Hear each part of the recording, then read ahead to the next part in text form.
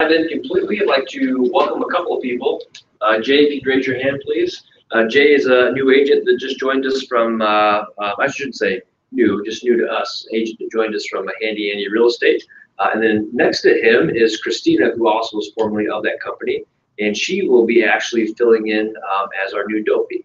So Nikki's going to kind of pass the torch to Christina, who's got a lot of experience in the role, and then Nikki's going to step into an agent services role to really kind of help us provide you guys even more value and help with your business. So not to put you both on the spot, but just a quick introduction. You can go ahead and give a speech now. I'm just kidding. I'm happy to do that. So welcome to both of you. Welcome. Thanks for being here. Absolutely. I'm going to jump into the calendar for the rest of July, hit a couple other administrative things, and then we'll dive into today's content. So obviously today the team meeting goes till noon. Looking to tomorrow, there's a lunch and learn scheduled with Brandon from Prime Source Funding. If you want to come in and learn a little bit more about some lending things, have free lunch, that'd be a good thing to attend. Mel's going to be here on Thursday for a tech workshop. She's going to teach that from 11 to 12:30. It's going to be a market leader creating flyers for your listings. Bring your laptop if you plan to attend. Then on Friday, and every Friday from now to the end of the month, we'll be group coaching in here with me from 9:30 to 10:30 for those of you that like to attend that. The next CGI call and huddle will be in this room from 1 to 2 on Monday the 16th. Then there will be, each of those calls will be held for all the remaining Mondays of this month in this room right here.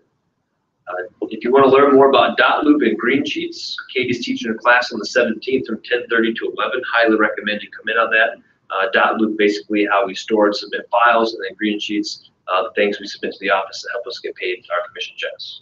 The 18th, Jim's going to be doing a broker chat from 1 to 2. The topic will be code of ethics and duties to clients and customers. Specifically, he'll be covering articles 1 through 9 of that'll be the topic. Business after hours, 5 to 7 p.m. downtown Rochester. We'll post more information about that next week. Another tech workshop on the 19th from 11 to 12. Happy hour next Thursday. From 5 to 7. Let's see. On the 23rd, Nikki's going to be talking to you about, now that your listing's gone live, what do you do now? She's going to take you through showing time, e-key, open houses, uploading photos and documents to the MLS, etc. As a side note, as many of you have probably seen from CMAR, they do plan to move from using Flex MLS to Northstar MLS as the listing platform moving forward. As to when that change is going to specifically occur, I don't know. Thankfully, we've already used Northstar MLS. Nikki's very familiar with it, so it won't affect us in terms of uploading listings.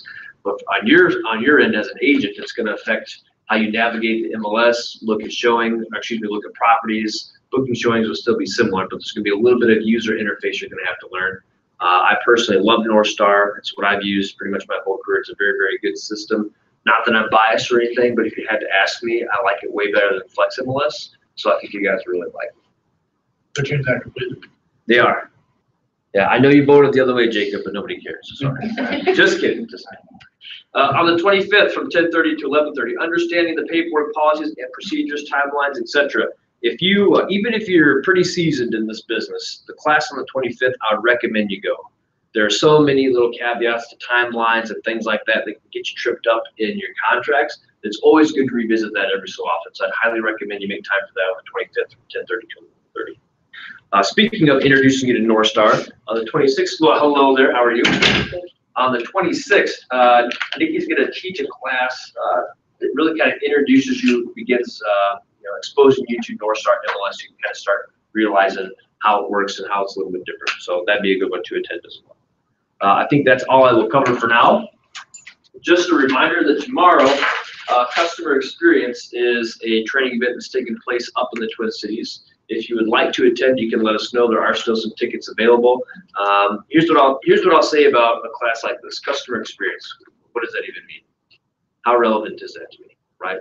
Well, what I would tell you is the foundation of my business and what has led to its growth has been focusing on customer experience, building long-lasting relationships for repeat and referral business. So if you have the time and the availability to attend this, I highly, highly, highly recommend you go there. And oh, by the way, the added benefit for everybody down here in Rochester or Austin, going up to attend in the Twin Cities is what do you think? networking. You're going to be in a room full of hundreds of other Keller Williams real estate agents, and you can be one of the only people that says, oh, by the way, I'm one of your fellow Keller Williams agents down in Rochester if you ever have any referrals. It's a no-brainer. You can build a huge business down here in southern Minnesota just by networking and rubbing elbows with our Keller Williams agents to the north, right? Because if you're the only person they think of south of the Twin Cities, you're going to get a lot of phone calls. So for nothing else, other than getting the great content from this course, I would recommend you go just to network a little bit, meet some more Keller agents, and develop some referral relationships, which you can do so much easier now with the app. As you meet somebody, you can send them a request to connect, add them to your network, and boom, you've developed a good referral connection. What's the date again? That's tomorrow. So we've kind of been putting it out there, but now it's, tomorrow is the actual date. Like I said, there are tickets still available if you want to go. Couple of specifics. What you will walk away with. You're going to build a 5-step system to guarantee a wow experience every time with your clients. Develop a powerful value proposition that delivers on what customers want and need most. Obtain more appointments and more listings with repeat customers and referrals through rave reviews and testimonials. It says who should attend. Any agent who wants to improve their customer experience skill set.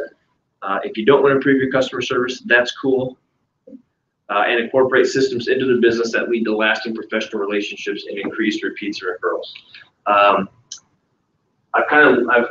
We've chosen, my wife and I, for our business to kind of live and die by the customer experience of our clients. And what I'll tell you is this: right now, everybody's hard pressed for listings. They're few and far between. We'll go over the market in just a minute. In 2018, as a team, we've had the most listings we've ever had. It's all because of this. All those listings are repeat referral customers, which proves to you the value of the book Shift. If you read it, when we talk about getting through any kind of market, your database, your relationships, they will get you through any sort of shift in any sort of market, right? Listings are hard to come by right now. We double down on our database and relationships, and we're outperforming the market when it comes to listings. Now, don't get me wrong, I would love to have more. It's not like we have more than we can handle.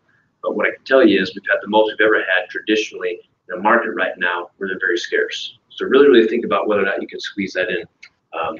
When is it, like time-wise? Oh, yeah, sorry, I didn't cover that. I apologize. It's from 9 a.m. to 5 p.m. The fee is $125, covers materials and lunch, and it's at the Apple Tree Square, the Crown Plaza on Apple Tree Square in Bloomington. Bloomington's on the south side, so you can really sneak up 52 and cut over and get there fairly easily.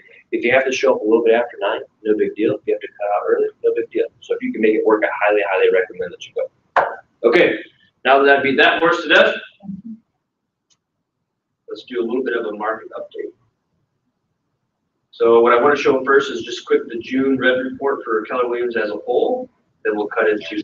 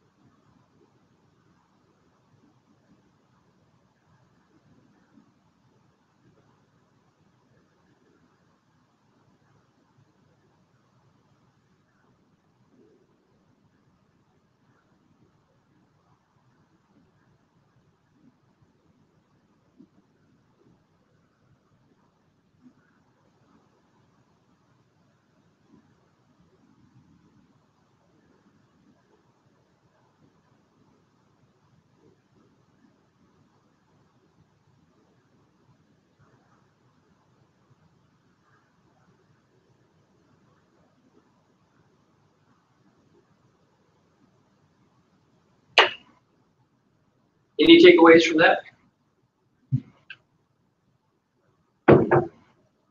It's just that good. I liked that they compared the knowledge of the current market to, that is your leverage. I mean, if you talk knowledgeably about what's happening. Absolutely. We'll touch on that in just a minute. I would just say one thing in general is, I know when we talked about, it was probably around this time last year, we talked about us as a company doubling down on technology and what that would look like. And between now and a year ago, the amount of things that they've been able to produce and actually put into practice is pretty phenomenal. And as you can see, they're just continuing to accelerate all the different tools that are coming out. So what we'll be doing is teaching you guys more about some of those technology tools that are becoming available, and how to utilize them and implement them in your business to help drive that growth with your business, help your clients, help you get more clients, etc. The partnership with Nextdoor is pretty interesting, and the fact that you're going to be able to very quickly give localized small market updates will be pretty phenomenal, and the ease of which you can do so will be pretty astounding. So we're going to keep working that, get some classes lined up probably next month to kind of teach you guys and show you how you can start utilizing that in your businesses. That being said, they talked about MegaCamp, so I want to touch on that briefly. For those of you that don't know, MegaCamp is really, it's a convention down in Austin, Texas, where the company is headquartered. Agents from all over the country, all over the world really come together, and they teach and share and learn best practices, how to grow your business, that kind of thing. So sometimes people that aren't as familiar with MegaCamp, they see this like, holy crap, it's from Monday to the 17th or 13th to the 17th, that's a whole week. When in reality, if you really wanted to go down there as an agent and maximize your time, my recommendation would be this. Fly down sometime on the 13th. You don't need to get there till afternoon or evening, because things really don't start till the 14th. You can fly down the 13th, attend the events on the 14th and 15th, and then fly out the evening of the 15th and be back. If you did that as an agent, you would get all the best content between these 2 days right here. These 2 days are agent-centric, agent-focused, and they also they're going to touch on technology. Also, the keynote speaker on the 15th is John Maxwell. That in and of itself is worth it, well worth it. So if you could come down and get in on the events on the 14th and 15th, see John speak, and then head out that evening, be back to Minneapolis, get down to Rochester, and still have the last half of your week to still do business or something. If you want to stay for the whole thing, go right ahead, that'd be great. These 2 days are typically geared more toward like leadership type positions, office management, staff type stuff. So that would be good, just not as relevant as the 14th and the 15th agent standpoint. Any questions on that, or any questions on MegaCamp? I've been several times. It is obviously it's a bit of an investment to get down there, pay for it, hotel, airfare, and all that fun stuff, which is a tax write-off. But I would say if you can't do it this year, really plan and make it a priority to either hit up Family Reunion coming up in February or MegaCamp next year. Me personally, if I could only go to one out of the two each year, it would be MegaCamp, hands down. So if you've never been, I highly, highly recommend you put it on your goals to get to the next one you possibly can, because the value I took out of that, I went to MegaCamp before I was even with Keller Williams. I was still with another company, went down there and I was like, holy crap, I don't even know what I don't know. And ever since then, it's been steady growth in business. So if you have questions about MegaCamp, just come find me, let me know. Happy to answer them for you, and we can help you if you would still like to go. Just have some time to make up your mind. You know if anybody in our group here is going? Or We have a few. I just asked Katie to pull the list yesterday. I don't know off the top of my head who's all going on, but I can find out for you. John, if you go, I mean, I'm going, so that's the thing. No, you just let me know. All right. So I'm going to talk a little bit about the market, what's going on in the market, what the market's telling us about what we can expect moving forward. If everybody would just take one of these for reference, pass them around. The first set of numbers that we're going to look at are numbers that are CMAR wide. So CMAR, the whole geographic area the association covers, and then we'll get into Rochester specific numbers. I'm also going to pass around this flyer on the event for tomorrow if you'd like to take a peek at some of the additional information. So, as we look at numbers of listings, list prices, absorption rate, sold to list ratio, what are some of the things that you're noticing or that really catch your attention when it comes to what's going on in the market as it relates to this last June, excuse me? What catches your attention?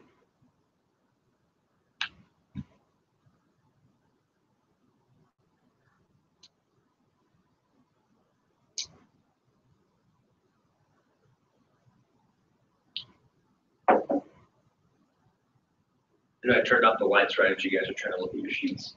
I'll turn it back on to a little more, sorry. I'll start you off with one big aha for me that actually has me a little bit excited. So I'm gonna turn the lights off again so you guys can see, sorry. When we talk about a balanced market and we talk about absorption rate, what do we like to see in terms of number of months to be in a balanced or healthy market? From an absorption rate standpoint. Any guesses? 3 to 5. 3 to 5, you nailed it, Jacob, thank you. So right now, we're edging back up toward a balanced market. Here's the deal. We've been talking steadily about a decrease in the absorption rate for a while, right? Which has led to what when it comes to offers? Multiple offers, very, very highly competitive, right? But now we've seen, we talked about this last month, how we saw it edge up a little bit. We're starting to see the absorption rate increase just a tad, moving much more in line with the balanced market. So that's got me excited for a few reasons. Number one, from a competitive standpoint, hopefully, Jean, you won't have to kill yourself trying to make offer after offer after offer when you're competing against a bunch of people over and over again, right? One of the biggest effects as we move to, what kind of market are we in right now? Would you say? Sellers. We're in a seller's market. I would agree with that. So as we begin to move from a seller's market to a more balanced market, all the stress and the time crunch and the competitiveness that your buyers are seeing right now at certain price points will begin to ease up a little bit. Have any of you started experiencing that already? So tell me about that, Karen. What have you begun to experience? Well, fewer offers on properties, fewer people looking at them. Right. Sellers are starting to get a little nervous now, Right. especially sellers that jumped out and wanted to push the bar Absolutely. against recommendations. Yeah, so let's touch on that for a minute. So if you notice this, list prices are doing what? They're skyrocketing through the roof, right? So here's what we know. So some of this would be, okay, this is probably sort of in line with what's going on in the market. That when we see it jump this big, well, we know the market in general doesn't appreciate that much that quickly, right? So this is a reflection of sellers what? Exactly what you just described. Yeah.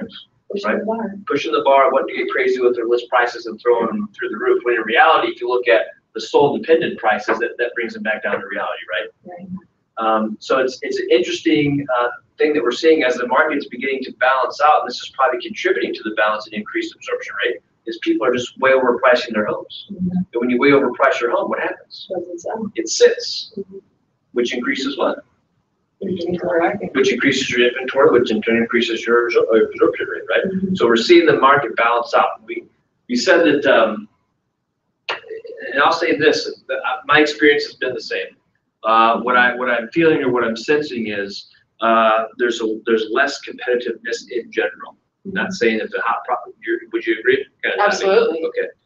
And look, here's the other thing to mention about that. We're sensing less competition during what time of year? Summer, which is A the highest. busy time of year. It's not like we're heading into December, January, February, and we're feeling an ease off the market, right? We're sensing a little bit less craziness and chaos as we're moving into what are still traditionally very busy months for us in real estate, right? So I think signs and indications are pointing to a balancing or hopefully a move to a balancing of the market in general, right? I was talking with a business partner of mine a couple of weeks ago, and he drew. Let me see if I can pull this up.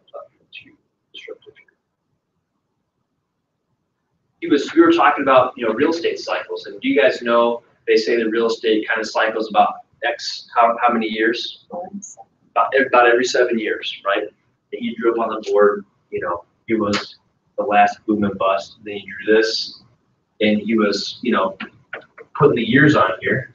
And when we got to 2018, 2018 was kind of like right here, right? Potentially, we won't know. But as I look at the statistics and what's happening in the market, I don't disagree, right? I think we're starting to level out. Now, are we going to have a drastic? I don't think so. No, it's going to just level out, balance out. When we look back to what happened and why this bubble burst back in the day, this artificial appreciation was driven by what? Fraud. It was driven by fraud, right? was artificial. What we're seeing right now is being driven up by what? Lack of inventory, The which market. we didn't build at that time. Building went kind of down. Prices and all this artificial inflation was going up because of a lot of fraud that was going on, this, that, and the other. And what's driven prices up here is market demand, inventory, supply and demand, right? Mm-hmm. That's what has driven this market rapid appreciation that we've seen, right? So when you're appreciating what we would like to think are for the right reasons, well, by the time we hit that critical mass, we're going to balance or even out. We should hopefully see it just kind of do exactly that, balance and even out, maybe a slight decline, rather than completely burst and erupt and just plummet downward, right? Because this led to distressed properties in the forms of foreclosures, right? Well, this kind of a balance shouldn't lead, we're just talking about a home value balancing, right? Which will in turn kind of balance out buyer demand and seller's willingness to sell, right? Because what's going to happen is we're going to kind of begin to shift. A lot of people right now that haven't sold their homes are looking at prices and they're thinking, what? Hey, baby, now might be the time to sell. We're doing all right. And as soon as they hear that, ooh, we're kind of starting to stagger a little bit and prices might actually slightly decline, what do you think they're going to do? So, They're going to freak out. They're going to try to sell their home and then the market's going to flood with inventory. And then what's that going to do? If we oversupply the amount of homes for It's gonna sale, reduce it. right, it's just going to continue to kind of help with that balancing act a little, right? Because right now, what are your buyers saying? John, what's your buyer think right now? They're working on their third offer. What's their attitude? Not towards you, but towards the market. They're thinking we can't get anything. They're like, holy crap, we can't afford anything. This is nuts, right? Because prices and affordability have gone through the roof. So this is the balancing act that we need to occur. We need prices to level out, maybe even come down just a tad, so that buyers are still willing to participate in the market and purchase properties because they can afford to. Because right now, a lot of them, especially first-time home buyers, have been priced out of the market, right? So that's what we're starting to see a little bit. And I think, you know, when we look back at 16 and 17, they were probably the high marks of this cycle. And as we get into 18 and 19, we're going to see it balance a little bit. But here's the deal. My perspective is I'm not freaked out about the balance. I embrace it. I want that balance immediately, because it doesn't mean that you need to show a property that same night, go back to the office at 9 p.m., write the offer, and get beat because 17 offers were submitted as well, right? And say a home was on the market for maybe a week to 2 weeks, we submitted an offer, God forbid we negotiated a little bit, and we came to terms, right? Nobody, had many heart attack as a result. That'll still happen, of course, we're still gonna see some of that, but I'm hoping we're moving toward that balance. Now here's the flip side of that, and we're dealing with one of these right now. Carly, who's my wife, she listed a home in Ridgefield a few days ago, and there was like, over the first 2 days, that first weekend, there was like 1 or 2 showings. And she was freaked out, and the seller was freaked out, and had to be like, guys, push the pause button. What you're experiencing right now is normal. Yeah, and it was the 4th of July weekend, Carly could say that. But I'm like, this is normal. Homes don't normally sell in 2 hours in a bunch of offers. In this market, that is the norm, but normally, if you look at the real estate market, it's okay, it will sell. You just have to let the market do its thing. So we're sensing a little bit of a slowdown, but when you're having conversations with your sellers, you have to set those appropriate expectations and let them know, hey, if we don't get an offer within the first day or 2, that's okay, don't freak out. We get to a week to 2 weeks and we haven't yet received an offer, and that's when we need to start revisiting whether or not we price it appropriately. Does that make sense? And then you want to have that same expectations dialogue with your buyers as well when it comes to being competitive and securing homes. Got this on my first try when you guys weren't here, but of course now. Any other thoughts on that? How do you think, you've got the business up in the cities, but the Rochester market in comparison, Mayo initiatives, Absolutely. it's going to change. It is, I think, so here, I've stuck to this mentality, and so far it's been true. They are very, very similar. The only difference is the average price point between what typically is going on in the Twin Cities market and the Rochester market. Now, the biggest difference was Rochester, due to Mayo and other employment opportunities down here, actually weathered the storm probably a little bit better than the Twin Cities as a whole did, right? The Mayo didn't go out of business, right? They might have had to manage their budget a little bit, but hey, here's the deal. I don't care what kind of economy you're in, people need health care, right? So that business kept trucking. There was some stability with employment, which led to stability in housing to some degree. Versus the Twin Cities, I mean, we had complete businesses go under. They're not even wrong anymore, right? Which had a dramatic effect on housing. So when I look at the market in good times, I think they kind of mirror each other. You know, aside from the average sale price, which I mentioned, Rochester slightly lower, versus during tough times. I think Rochester actually kind of weathers the storm a little better. So I think so the demand for new construction in the Twin Cities is through the roof, just as it is here down in Rochester. The lack of first-time home buyer inventory is significantly decreased right now in both markets. So I think they're pretty comparable. That's a great question. So it'll be interesting to see as they both balance out what happens. But I'm in a unique position. I kind of like it because I get to see both markets and how they interact and what's going on. So, okay, let's keep looking at some of these. We talked about list price. I think, you know, right now it's showing that when we're across the kitchen table from our clients right now, we're really having to have good conversations when it comes to our comps and our expectation setting, right? Because they've heard the news, they've heard CNN, they've heard everything. They know that home prices they know that everything's flying off the shelf, right? Which is why everybody has turned into a for sale by owner right now, right? Because they think they can get top dollar. But here's the deal. If we're seeing this, what do you think there's going to be an increase of, which we've had a shortage of for the last 2 years probably? What do some agents love to use as part of their lead generation? Expired. Guess what's going to start happening, Alyssa? It will expire with somebody You're going to start seeing more expired listings, which is a huge opportunity for who? us. You guys as agents, right?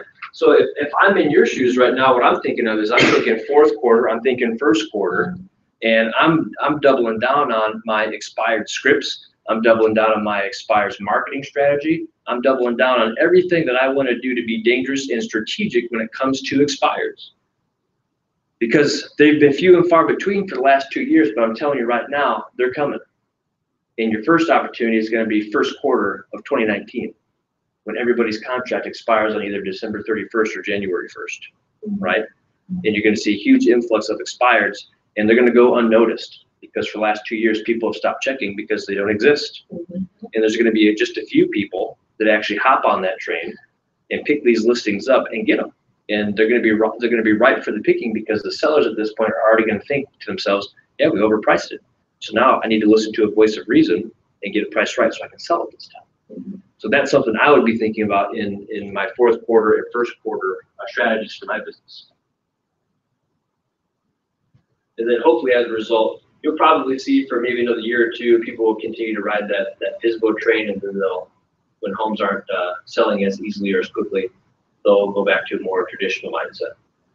Sold to list ratio, we can see we're edging back up toward, we're basically selling for list price pretty closely. Days on market continues to drop. Let's look at some of these numbers. And a reminder, these are CMAR specific.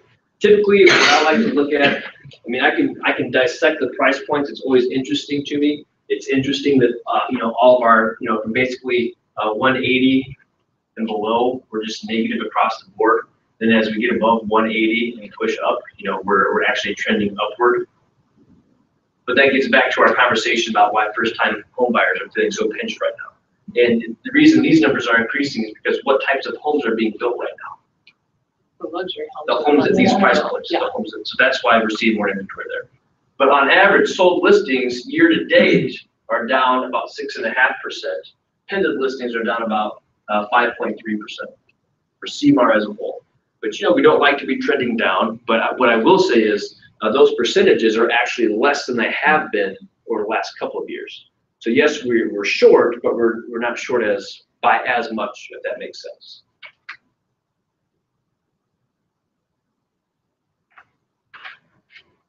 All right, let's cut off at the bottom here. This is my terrible job with the screen. But look at active listings, we're down about 6.5%. And then new listings down about 5.6%. So nothing alarming. If these were in the double digits, like 10% or more, that's when I come to like, what's going on here? But I think we'll start to see them continue to trend back toward showing less and less of a listing shortage year to date or historically, which is exactly what we needed to do, right? So let's look at Rochester specific.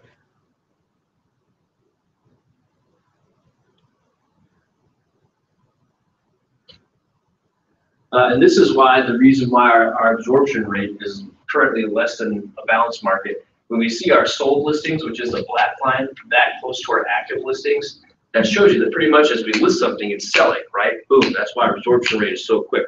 And a lot of that has to do with the competitive nature right now. When it's happening, it's also going to drive our price up, up, up, and up until it's no longer affordable, in which your market balances out. Listing prices in Rochester is showing, hey, our prices really spiked in March, and now they're kind of maybe starting to come down a little bit, right? Versus our pendant and our sold prices are pretty much almost right in line with each other. So you've got a little bit of a gap right here between what homes are getting listed for on the median versus what they're actually pending or selling at, right? So this to me is a pretty interesting sign that our listing prices, the median spiked in March, and then from March have continued to sort of steadily decline. April, May, and June, which are historically very busy months for listings, right? So maybe the market is kind of showing us, hey, our prices are edging back toward more balance. But we'll see how it plays out over time. Absorption rate tanked in January and February. Why do you think our absorption rate sometimes tanks and some people say it's odd? I would think our absorption rate would increase in the winter months. Why would you think that? People don't list their house because they don't have to deal with like keeping the snow and You're exactly all right. of the winter stuff. The answer to this question is we have fewer listings. That's why your absorption rate is lower. Because usually people would think, well, I would think our absorption rate would be higher because it's the winter, there's less homes being sold. Well, no, there's less homes being listed. So that leads to a lower absorption rate when they're selling as quickly as they're selling right now. And then as people continue to flood the market with additional listings because they want to list March, April, May into the spring and summer, you begin to see that absorption rate creep up a little bit because our inventory increases a little bit, right? Sold to list ratio, almost right on the money here.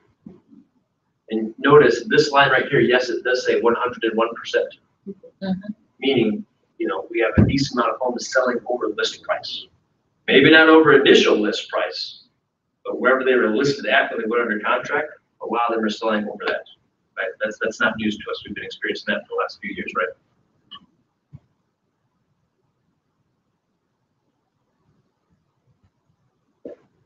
Days on market coming down, price volume continuing to spike versus actual sold and pending volume. And again, the reason I go over these market statistics is this isn't just a numbers game. Hey, let's just look at numbers and blah, blah, blah, blah. It's because number one, if you can speak intelligently about the market, the statistics, and you know it will come across in your conversations with customers and potential clients, they're going to hire you. So I can tell Brad, Jacob, John, everybody in this room knows the market, right? And if I'm a customer, I'm going to hire somebody to help me buy or sell a home. By God, I want you to be knowledgeable about what's going on in the real estate market, right? This is how you prove that you have that knowledge. Number two, it affects how you're communicating with prospective buyers and sellers. You can tell them or speak to what's going on, set expectations appropriately, and help them be successful in what it is they're trying to accomplish. Here's the deal, Mr. and Mrs. Seller. Here's what I can tell you, and I can show you this graph right here if you'd like. We know that on average, homes are going on the market price at this rate when in reality they're selling down here on average. So what we need to do is price your home appropriately in line with the comparable properties I just showed you to avoid becoming one of those homes that sits on the market week after week. Right? So it's leveraging the market statistics in your conversations with clients to win their business and set appropriate expectations. So by the time you close, they still like you because they had a good experience. They want to refer and use you again in the future. Okay. Let's look at some numbers specific to Rochester in terms of absorption rate, etc. So absorption rate, month over month increase of 9.52%.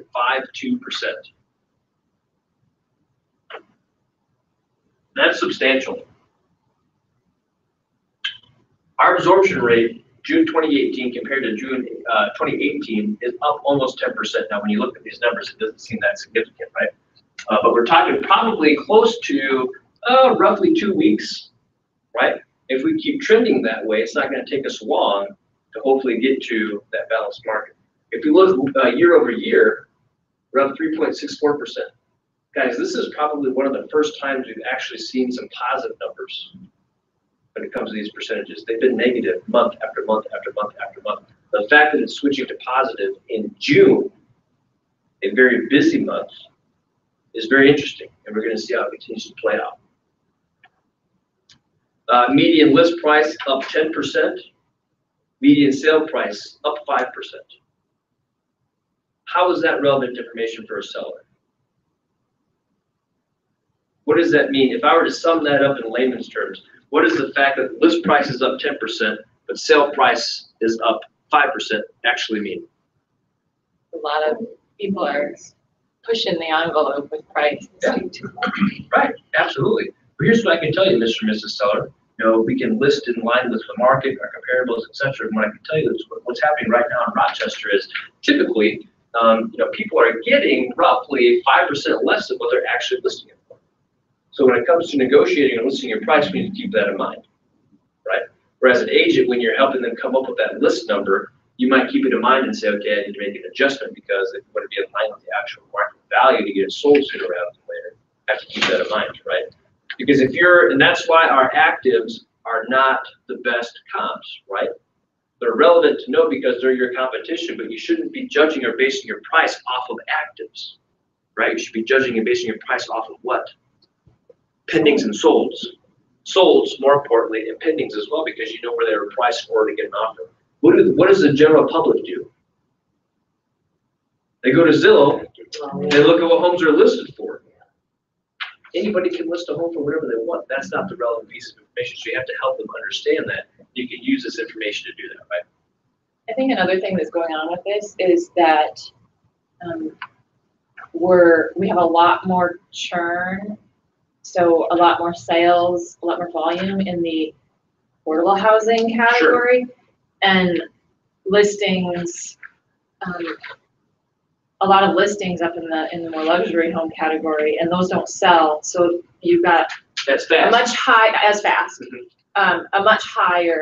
list price showing up there compared to sale price because of the timing and the volumes of sales in those different price categories. Absolutely. If we were to look at absorption rate and we were to break it down by price points, you would see a big difference, right? You'd see a much lower absorption rate at the affordable price points and a much higher absorption rate at our price points that are 300,000, 400,000 plus, right? Because in general, they typically sit a little bit longer. Right. But here's the other thing I tell you, because a lot of those price points are new construction, they're not always factored into this data because a lot of new construction sells before it ever goes on the web, on MLS, right? So some of them are selling like hotcakes, right? But we just don't have an accurate read as to how quickly or what their impact is on our data from FlexMLS, right? That's a very good point. So let's look at sold and pendings real quick. Sold listings down about 6.6, pending listings down about 4.5. Manageable numbers, that's just reflective of the inventory being down a little bit in general. And then you look at active listings. People, oh, we have such a shortage of inventory. Oh, so short. I can't believe this cheap. We're only down 2.7%. If you look at the actual numbers, 1714 versus 1761, it's not much. It's not much. There are plenty of listings out there. What's happening is it's becoming a self-fulfilling prophecy for many agents that are convincing themselves that there aren't homes out there to list, though they exist. That data is SEMA or Rochester? It's pulled from Flex, but this is Rochester specific. Yep. And then, like I said before, this doesn't include any listings or any sales are taking place off the market, right? New construction, etc. So the opportunity is there. Don't let yourself buy into the mantra that there aren't any listings out there. New listings down only 2%, 1436 versus 1466. We're talking 30, right? Not that big of a swing. And oh, by the way, we're only halfway through the year, so that gap can be closed between now and the end of the year. So it'd be interesting to see how it plays out between now and the end of the year. And even for this month, we're up quite a bit on the active listing. Absolutely. What are you referencing in particular? There's 400 active listings in 2018 for, I guess this would have been the May numbers. Oh, yeah, absolutely. I see what you're saying. And yep. 367. That's the thing I've noticed is the listing counts are up. Right. So part of this number is still a negative, but part of it dropping year over year is the fact that I see what you're saying, Melissa. That we have more active listings this June than last June. Yeah. Right, which is huge, which is a step hopefully in the right direction, right? We've been talking for years and years. I kept saying, you know, at some point, we're gonna get to a critical threshold where home prices and values are gonna get so high that sellers will have to list their home. They'd be crazy not to, right? We've got so much equity, there's so much money we can cash out right now. We would be crazy not to list our homes, which is why we've seen maybe an increase of people decide to list this June compared to last year. Now that is, if I round that up to 370, you know, that's 30 plus more homes listed this June than last year, right? So if we continue to see that trend, these numbers will get much closer to zero, if not positive, right, as we go into July, this month, August, September, October. We'll see. We can also see that there's definitely an economic issue there in regard to, yeah, great, we're selling $200,000 plus homes, we're doing well, but underneath that, I mean, 140 to 180, ouch. Yeah, you talking right here? Yeah. And I have, you know, a fair amount of my clients are in that range, unfortunately. Yep. It is. It might be interesting. Maybe we'll see it. Maybe we'll see it flip where these properties at the higher price points will become much more hyper competitive. I don't know. It'll be interesting to see. I think what we're going to have to start seeing people do toward the end of this year and into 19 is sellers are going to have to get a little bit more realistic on price, and we're going to have to do a better job helping them realize that, you know, I'm not doing a bad job because I listed your home. It's been on the market for 5 days and we've only had 3 showings and no offers. Right? That's normal. That's normal, right? Versus, hey, we listed it, you had 18 showings today, you've been kicked out of your house all day. By the time you walk in, it's trashed because it was basically a parade going through your home, right? And then we sold it for $30,000 over list price, and now 4 weeks later, we're having an appraisal issue that we're having to deal with, right? So hopefully we're moving back toward that balanced market that's not as crazy. I tell you, I welcome it. I really do. It's been crazy for probably the last 3, maybe 4 years. Okay, so I want to switch gears a little bit. First off, any other questions or thoughts on some of the market statistics and where the market's heading and what we can maybe expect moving forward? Do you guys find it useful to go over that market info or not? Yeah, helpful. Yeah. Jake's giving me the thumbs up from the back there. Just spending that, you know, whether it was 25, 30 minutes talking about the market, it puts you so far ahead of your peers because nobody else is going back and critically analyzing that, right? If you do enough business in your gut, you can kind of feel what's going on in the market, but when you dial into the numbers and then you can speak to it with clients and the general public, it's huge. And the reason I share that with you is there's such a big difference between this answer and the answer I'll share with you when somebody asks about the market, right? Because when somebody asks the stereotypical agent about the real estate market, hey, how's the market? What does the agent say?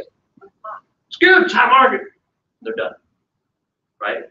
Versus, hey, you know, actually, great question. The market's unreal right now. It's a seller's market. This June, we actually listed way more homes than we did last June. If you really do want to know what's going on in the market and how it could impact your ability to get top dollar for your home, I'd love to talk to you about it. Completely different answer. Gives a little bit of relevant information, enough to tease them to maybe find out, yeah, I would be curious to see what my home could sell for with equity positions. The script and mantra we turn to is the market is unbelievable right now. It's hot. It is a seller's market. If you know anybody that's thinking about selling their home, please, please, please put me in touch with them because I can give them top dollar right now. Yep, that seems a little salesy, but here's what I know. That is, it's factual, it's truthful, and I can back it up and do it, right? So that's taking that market info and then squeezing it down to a relevant tidbit you can share with the public to win business, right? Okay, so we are almost in mid-July. July is what, smack dab in the middle of the year, right? We're done with Q1, we're done with Q2, we're into Q3, looking into Q4, right? It's time for mid-year review. Karen's like, you're reading my mind, right? So let's talk numbers, let's talk your business, and let's talk about what we can do between now and the end of 2018 to still impact your year this year and lay a solid foundation for 2019. I know what you're thinking right now. Zach, it's July. You're crazy. Why are we talking about the end of 2018 and 2019 already? Because we're managing businesses. And when we look at our business, we know right now that by the time the Q3 is done, we're pretty much already working on 19. So your chance to influence and impact 18 starts right now, between now and the end of the year. So year to date, what I would encourage you and invite you to do is this. Go back and look at your numbers. Track your closed units, volume, and GCI, your gross commission income, between the first of the year and where you are today. Track your pendings, units, volume, GCI. Forecast what business you have in the pipeline right now that you think you can pin between now and the end of the year. And then also ask yourself, how much do you think you're going to add to your pipeline between now and then? So this forecasting piece, I'm talking about, I just met John at an open house this weekend. He came in, we had a buyer consult, and I signed him, right? I got a signed buyer rep agreement with him, but I don't have him under contract yet. However, because of the consultation, I know his timeline puts him in a home no later than October. So I can forecast that piece of business for 2018. I'm confident forecasting. I don't have him pending in a PA yet, but I know based on my business, when I'm tracking with them, I can forecast him as a piece of business in 18, right? Versus I might have had a buyer consult with Christina the same day, and she said, I need to be in a place, come February of 19. Great, I'm already building my pipeline and forecasting for the next year, right? The other thing I would encourage you to track or take a look at are your appointments and who you have signed, right? I'm always asking myself, who is signed right now? Who do we have signed as a buyer rep or a listing, but they're not fully executed, meaning they're not pending, right? Because there's really two questions I'm only ever worried about. Number one, are we setting appointments with clients to turn them into, are we setting appointments with people to turn them into clients? Number two, the people that we've turned into clients, do we have them under contract? If not, no big deal, but what do you think I want to know? What's the big question there? Yeah. Why? If they came in and signed with us and they signed a buyer rep, why aren't they pending yet? Right? There's a ton of good answers to that question. Hey, Zach, here's why. Their timeline. Right? Pre-approval, their own timeline. Pre-approval, timeline, whatever. But here's what I've learned. This is some self-talk for me. What I learned was if I don't visit who I'm currently signed with and keep asking where they are in the process, what do you think happens over time sometimes? You forget about them, you lose them, and like Jacob said, they signed with him. They signed with somebody else, right? So when you're constantly tracking this and looking at your appointments and who you have signed and saying, why is it under contract, and you're checking in, it just helps you keep that business top of mind so you don't have the opportunity to lose out on it, right? So look at all this, and then when you take a look at all this and you see where the numbers fall, consider it your mid-year review. Revisit your goals. Am I in line with my unit goal, my volume goal, and my GCI goal? Am I overperforming? Am I underperforming? Am I in line with it? Right?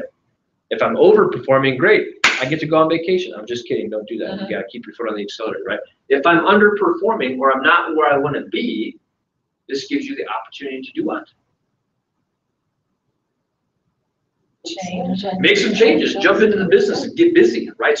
Hold some more opens. Have a client appreciation event. Start reaching out. Start sending out some newsletters. Making some phone calls. Knocking some doors, right? Because as we move from July to August and September, your ability to impact your results this year are decreasing day after day. This isn't to freak you out. This is just to help you manage that business, right? So right now, if I'm not in line with my goals, you can still, over the next 2 months, take action and realign yourself with your goals, right? And get to where you need to be. If you're in line with your goals, awesome. Keep doing what you're doing. I would say, too, it's not a time to necessarily panic if you're not 100% in line with your goals. Why do you think I say that? If you look at the fiscal year, or I should say just the calendar year as it relates to real estate, kind of does this, right?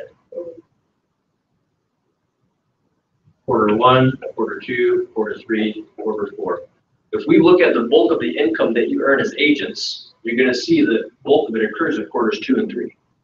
Naturally, right? It's not always the case, but on average, naturally, the bulk of your income is going to be earned in quarters 2 and 3. So if you're doing a mid-year review right now, and you're looking at this, quarters 1 and 2, and you're slightly behind on your goals, why shouldn't you necessarily go into panic mode? You still have your beefy quarter 3 that will hopefully start getting you back in line, right? If you're getting toward midpoint or almost done with quarter 3 and you're still behind, that's when you're kind of like, okay, you know what? I am probably really off on my goal a little bit. I need to start taking some action to realign and correct it, right? If you're already on goal right now, you just need to finish strong, right? You can't surrender and let up on the gas pedal and think 2018 is done, because if you do that, you're going to have a crazy quarter four, which is going to freak you out. Because after quarter four, what happens? Quarter one.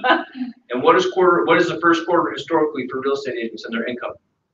Lower, right? So let me ask you this question. Would you rather finish the year with a phenomenal, unbelievable quarter four, like they said in the video? Or would you rather you psych yourself out, think you're good to go on cruise control, have a kind of a poor quarter four heading into first quarter of the next year? Right? It's so important. It's so important to double down on your activities right now to finish the year strong and move into the first quarter in a strong position, right? Because if you don't, your fourth quarter is just going to get compounded by what is historically a slower first quarter, right? So keep that in mind. Now is the time to do the mid-year review, revisit your goals, make adjustments if you want to. Start checking your expenses right now. You've been running for 6 months this year. Pull your statements, check your expenses, measure your ROI. Cut the stuff that's not doing you any good, right? Don't go the whole year. You've got 6 months worth of data right now to tell you whether or not that expense is worth it or not. If it's not, cut it, get rid of it. Do it before you enter fourth and first quarter. Increase your profit margin just by cutting some expenses right off the bat, right? That being said, if you got some stuff that are performing phenomenally, maybe you choose to double down on it. Hey, this right now is doing great. It's working very well. And instead of me realizing it at the end of the year, why don't I increase it now and increase my results for quarters 3 and 4 heading into the first quarter next year, right? Now's the time to start doing this. Start your tax planning, right? You know where you are. Right now, I can tell you right now, if I look at my business, I can tell you pretty much where we're probably going to end the year, which means you can do the same, right?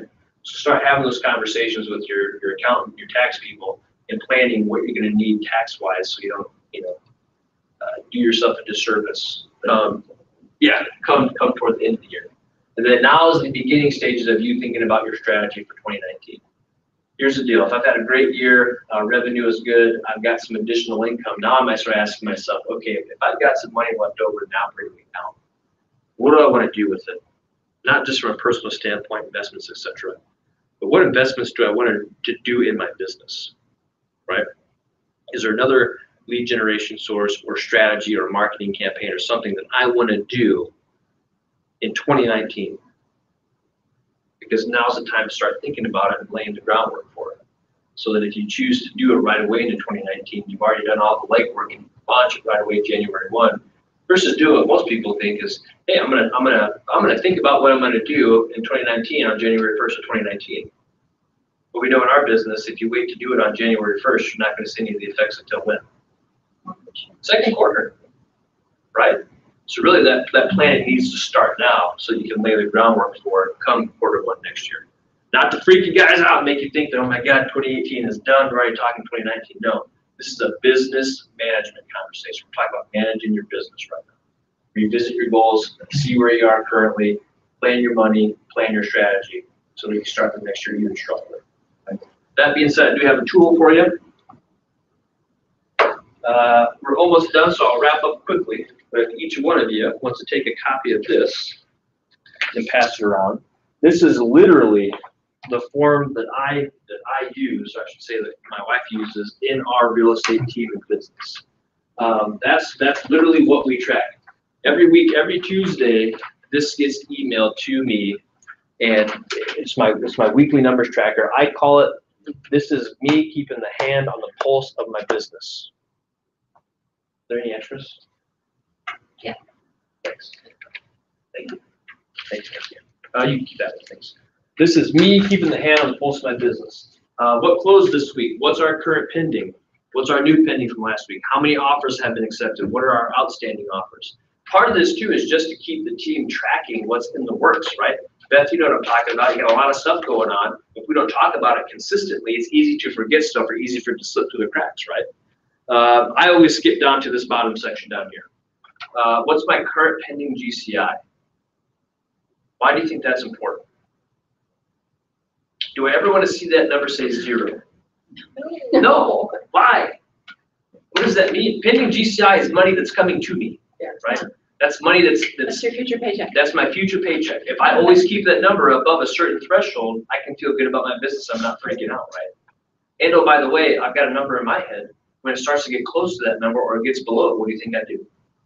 Yeah, exactly. Say, hey, you need to tell me about, right now, the total buyer reps signed without housing under contract for our team is 15. We've got 15 people signed buyer rep agreements with us.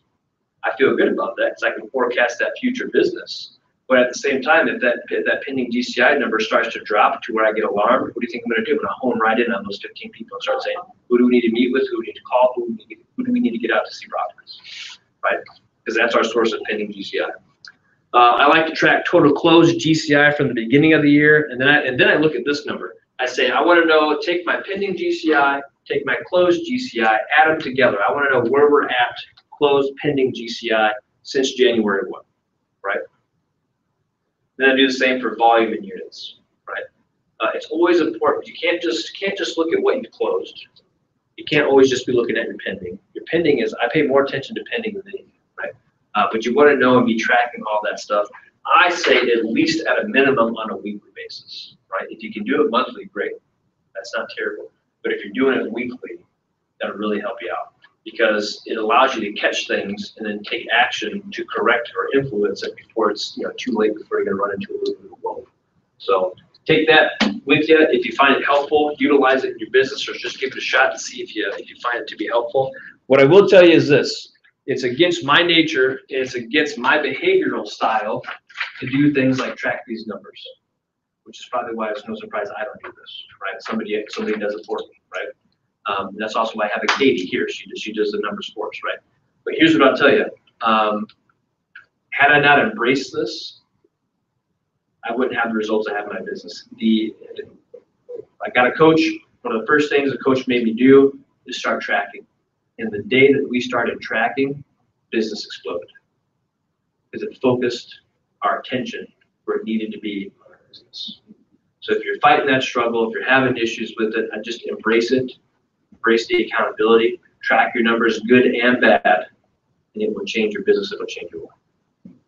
That's all I got. Thanks, guys. Appreciate it. Oh, Jake, was that you? What a guy. That's Bella Johnson. Gary Keller talking. I was way nicer than Gary Keller. Just kidding.